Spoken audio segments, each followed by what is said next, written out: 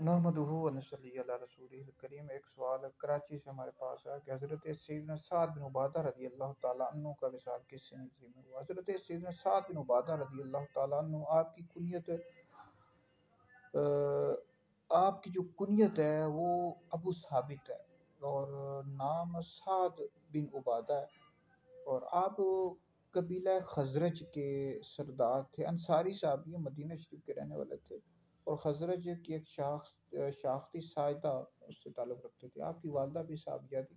اسلام سے قبل آپ تین باتوں میں مشہور تھے: تیراکی، تیر اندازی، اور اس طرح پڑھنے لکھنے میں بہت مشہور تھے۔